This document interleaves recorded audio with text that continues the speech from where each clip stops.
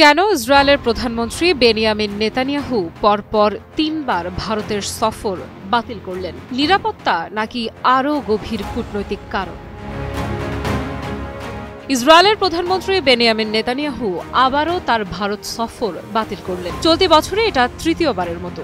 সবকটি বারই বিভিন্ন কারণ উল্লেখ করা হলেও এবার প্রধান কারণ নয়াদিল্লিতে ২ সপ্তাহ আগে ঘটে যাওয়া ভয়াবহ সন্ত্রাসী হামলা। এতে অন্তত ১৫ জন নিহত হয়েছেন এবং বহু মানুষ আহত হয়েছেন।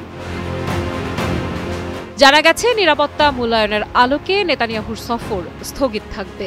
এর আগে চলতি বছরের এপ্রিল এবং সেপ্টেম্বরেও তিনি সফর বাতিল করেছিলেন। তখন যথাক্রমে নির্বাচনী প্রস্তুতি এবং পুনর্নির্বাচনের ব্যস্ততাকে কারণ হিসেবে দেখানো হয়েছিল।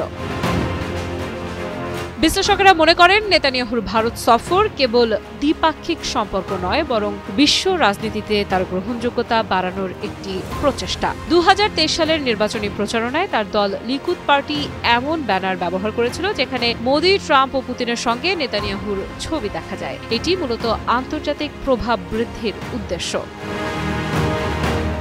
বাছাইকৃত কাঁচামাল ও স্বয়ংক্রিয় ইউরোপিয়ান মেশিনে তৈরি হয় all time honeycomb, all time healthy life. নেতানিয়াহুর শেষ ভারত সফর হয়েছিল ২০১৮ সালে, আর মোদি প্রথমবার ইসরায়েল সফর করেছিলেন ২০১৭ সালে। এরপর থেকে দুই দেশের কূটনৈতিক সম্পর্ক আরও দৃঢ় হয়েছে। তবে নেতানিয়াহুর বারবার সফর বাতিল, নিরাপত্তা কি সত্যিই একমাত্র কারণ, নাকি এতে আরও কূটনৈতিক সূক্ষ্মতা লুকিয়ে আছে?